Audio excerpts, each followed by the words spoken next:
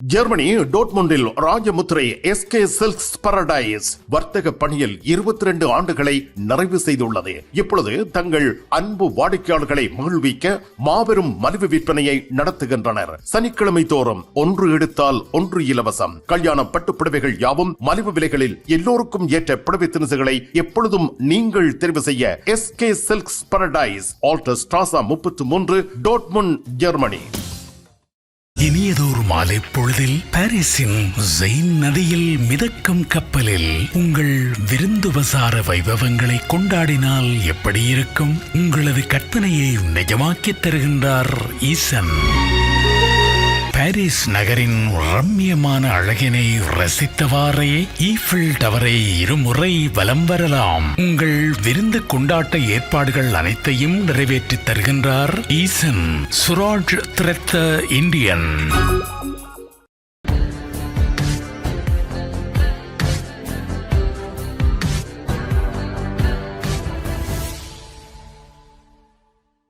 தமிழ் உறவுகளே வணக்கம். ஜெர்மனி செய்திகள். ஜெர்மனி நாட்டில் இருந்து வேலும் மயிலும் ராமகிருஷ்ணன் அவர்கள். எந்த உறவுகளே வணக்கம். ஜெர்மனி நாட்டின் நாடாளுமன்றத்தில் புதிய சட்டங்கள் நடைமுறைக்கு கொண்டு வரப்படுகின்றன.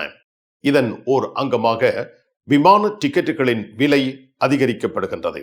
ஜெர்மன் அரசாங்கமானது 1/5/2024 பல புதிய சட்டங்களை நடைமுறைக்கு கொண்டு வர இருக்கின்றது. குறிப்பாக விமான பிரயாணச்சீட்டு விடயத்தில் விமான பிரயாணச்சீட்டினுடைய விலையானது 20% உயர்வடையும் என்று தெரிவிக்கப்பட்டுள்ளது. அதாவது ஜெர்மன் அரசாங்கமானது தனது வரவு செலவு திட்டத்தில் பல பில்லியன் யூரோக்கள் தொண்டு விழுந்துள்ள நிலையின் காரணமாக இவ்வாறு விமான பிரயாணச்சீட்டுக்கான விலையை உயர்த்தியுள்ளதாக தெரிவிக்கப்பட்டுள்ளது. அதாவது 20% மேலதிகமான வரிகள் அறவிடப்படும் என்ற காரணத்தினால் இந்த பிரயாணச்சீட்டின் விலையும் 20% உயர்ச்சி அடையும் என்று எதிர்பார்க்கப்படுகின்றது.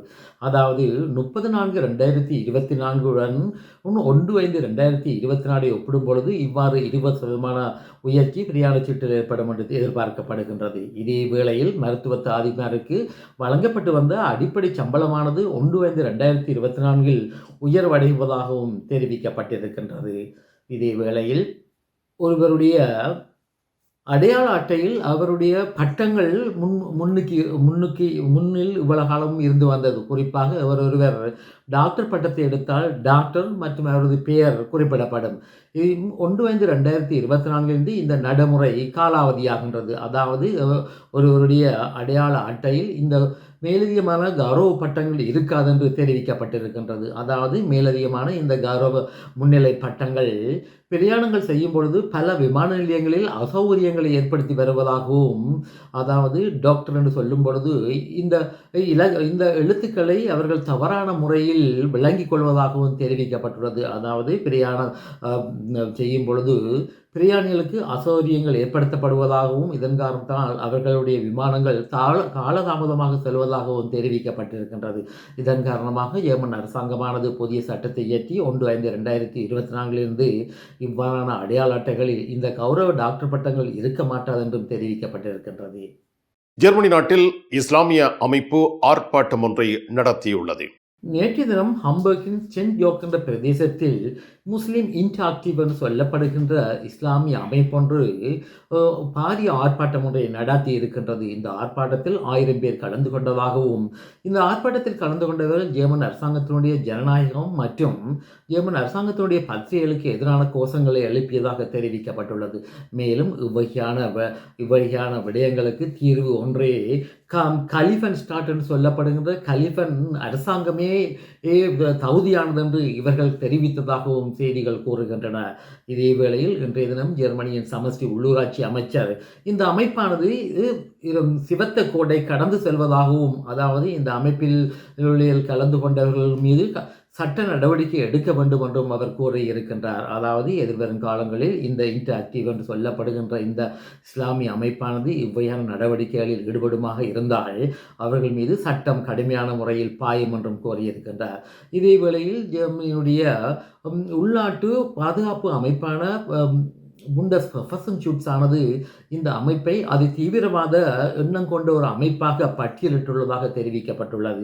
ஏற்கனவே இந்த அமைப்பானது மற்றுமோர் இஸ்லாமிய அமைப்புடன் தொடர்புகளை வைத்திருந்ததாகவும், இந்த அமைப்பானது ஏற்கனவே தடை செய்யப்பட்டதாகவும், இந்த தடை செய்யப்பட்ட இந்த அமைப்பினுடைய கருத்துக்களை இந்த முஸ்லீம் இன்டராக்டிவ் என்ற அமைப்பானது பிரதிநிதித்துவம் செய்து வருவதாகவும் குறிப்பிடப்பட்டிருக்கின்றது. ஜெர்மனி நாட்டின் நாடாளுமன்றத்திற்குள் ரஷ்ய, சீன உளவாளிகள் நுழைந்துள்ளதாக தெரிவிக்கப்படுகின்றது. அண்மை காலங்களாக ஜெர்மனியினுடைய பாராளுமன்றத்தில் ரஷ்யா மற்றும் சீனாவுடைய உளவாளிகள் உட்புகுந்ததாக தெரிவிக்கப்பட்டிருக்கின்றது. இதன் காரணத்தினால் ஜெர்மனியின் தற்போதைய நீதியமைச்சர் புஷ்மன் அவர்கள் எதிர்வரும் காலங்களில் ஏற்கனவே சீனா மற்றும் ரஷ்ய உளவாளிகளை தாம் கைது செய்ததாகவும் இவ்வகையான கைது நடவடிக்கைகள் மேலும் தொடரும் என்றும் கூறியிருக்கின்றார். அதாவது ஜெர்மன் ஜனநாயகத்துக்கு எதிரான முறையில் யார் செயற்படுகின்றார்களோ அவர்களுக்கு எதிரான முறையில் சட்டம் கடுமையான நடவடிக்கைகளை எடுக்கும் என்றும் அவர் கூறியிருக்கின்றார். அண்மை காலங்களில் ஏஎஃப்டி என்ற கட்சியினுடைய பாராளுமன்ற உறுப்பினர்களுடைய செயலாளர்கள் மற்றும் அவர்களுடைய அலுவலகங்களுக்கு கடமையாற்றுகின்றவர்கள் சீனா மற்றும் ரஷ்ய உளவு அமைப்புடன் நேரடியாக தொடர்புகளை வைத்திருந்தார்கள் என்ற குற்றச்சாட்டின் அடிப்படையில் கைது செய்யப்பட்டும் இருந்தார்கள். இதன் காரணத்தினால் மேலும் இவ்வகையான ஏஎஃப்டி கட்சியுடைய பாராளுமன்ற உறுப்பினருடைய அலுவலக செயற்பாடுகள் பற்றி கூடுதலான கவனங்கள் செலுத்தப்படும் என்றும் அவர் கூறியிருக்கின்றார். ஜெர்மனுடைய ஜனநாயக விழுமியங்கள் தொடர்ந்து பாதுகாக்கப்பட வேண்டும் என்றால் இவ்வகையானவர்கள் மீது கடுமையான நடவடிக்கைகளை மேற்கொள்ளப்பட வேண்டும் என்றும் அவர் குறிப்பிட்டிருக்கிறார். ஜெர்மனியில் உங்கள் நண்பன் கோபரா ஞானம் நாகரிக நங்கிற்கும் ஆடவருக்கும் ஏற்ற நவீன ரக புடவைகளை ஜெர்மனியில் நாள்தோறும் அறிமுகம் செய்யும் கோபரா ஞானம் ஸ்தாபனத்தில் தரமான ஆடை திணுசுகளை எப்பொழுதும் மலிவு விலைகளில் பெற்றுக் கொள்ளலாம் என்பதை மறந்து விடாதீர்கள். கோபரா ஞானம் டாட்மண்ட். ஜெர்மனி நாட்டில் ஓய்வூதியம் பெறும் வயது பற்றிய விவரம் வெளியிடப்பட்டுள்ளது.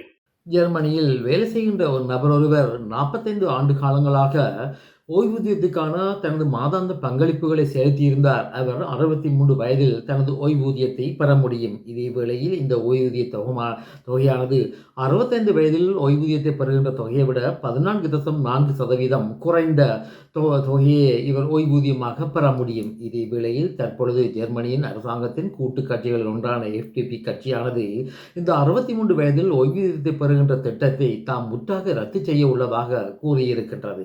அதாவது இவர் இன்றைய தினம் அவர்களது கட்சி நடத்திய கூட்டத்தில் ஒரு பிரேரணை நிறைவேற்றப்பட்டிருந்தது. இந்த பிரேரணை நிறைவேற்றிய பொழுது இந்த ஓய்வூதியம் சம்பந்தமான பிரேரணையும் நிறைவேற்றப்பட்டிருக்கின்றது. அதாவது ஜெர்மன் அரசாங்கத்திற்கு 63 வயதில் நபர் ஒருவர் ஓய்வூதியத்துக்கு செல்லும் பொழுது பல பில்லியன் யூரோக்கள் மொத்தமாக செலவிடப்படுவதாக சுட்டிக்காட்டப்பட்டிருக்கின்றது. அதாவது பல இலட்சக்கணக்கானவர்கள் இவ்வாறு 63 வயதில் ஓய்வூதியத்தை பெறுகின்ற காரணத்தினால் அரசாங்கத்துக்கு பல நட்டங்கள் ஏற்படுகின்ற காரணத்தினால் இவ்வையான மாற்றத்தை கொண்டு வர வேண்டும் என்று ஜெர்மன் அரசாங்கத்தின் ஆளும் கூட்டு கட்சியின் பிரதான கட்சியான SPD கட்சியிடம் வேண்டுதலை விடுத்திருக்கின்றது. இதன் காரணத்தால் வெகு விரைவில் இந்த 63 வயதில் ஓய்வூதியத்தை பெறுகின்ற நிலையில் மாற்றங்கள் ஏற்படும் என்றும் தெரிவிக்கப்பட்டிருக்கின்றது. இனி உலக செய்திகள்.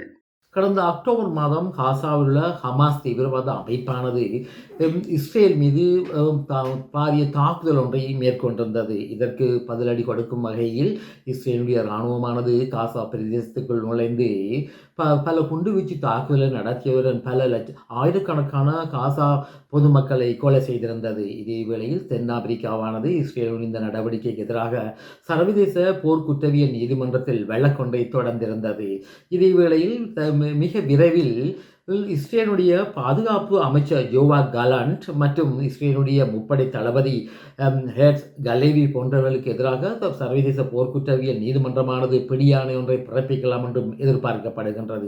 அதாவது சர்வதேச போர்க்குற்றவியல் நீதிமன்றத்தினுடைய முதன்மை வழக்கு தொடரான ஹரீம் கான் அவர்கள் இவ்வகையான பிடியாணை ஒன்றை வெகு விரைவில் விடுப்பார் என்று எதிர்பார்க்கப்படுகின்றது. இதே வேளையில் தற்போதைய இஸ்ரேலினுடைய பிரதமர் பெஞ்சமின் நெட்டன்யாஹுவுக்கு எதிராகவும் இவ்வகையான பிடியாணை ஒன்று பிறப்பிக்கப்படலாம் என்றும் எதிர்பார்க்கப்படுகின்றது. இதே வேளையில் இஸ்ரேலானது சர்வதேச போர்க்குற்றவியல் நீதிமன்றத்தில் ஒரு அங்கத்துவ நாடாக இல்லை என்பதும் குறிப்பிடத்தக்கதாகும்.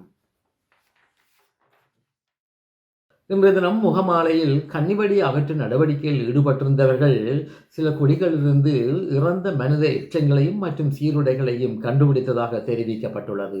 இதேவேளையில் கிளிநொச்சி மாவட்ட நீதிமன்ற நீதிபதியானவர் இஸ்தலத்துக்கு விரைந்து இது விடயமாக பார்வைகளை மேற்கொண்டதாக தெரிவிக்கப்பட்டுள்ளது. மிக்க நன்றி வேலும் மயிலும் ராமகிருஷ்ணன் அவர்களே. மீண்டும் சந்திப்போம். வணக்கம். அதெல்லாம் இருக்கட்டுமாப்பா, வீட்டு டிடி பாக்ஸ் இருக்கோ? என்ன இல்லையோ? எனக்கு விசாக்கு முதல் டிடி பாக்ஸ் இருக்கும். இல்ல சரி, ஓகே, பாய். நைட் எடுக்கிறேன் என்ன? சரியா இங்க என்னடா வாங்கி விற்கிறாராம். என்ன இப்போ உலகம் டிடி பாக்ஸ் எல்லாம் இருந்திருக்கு? இல்ல, அவர் என்னன்னு சொன்னா ஃபுட் சிட்டி வச்சுக்கிறாரு தானே. இப்ப கொஞ்சம் பிஸியா இருப்பார். அவர் வீட்டை டிவியும் பாக்குறீங்கள. அப்ப இப்ப நான் போறேன் தானே, இப்ப வாங்கி விற்பேன். மறந்துடாதீங்க, நீங்களும் வீட்டுல டிடி பாக்ஸ் வாங்கி வைங்க.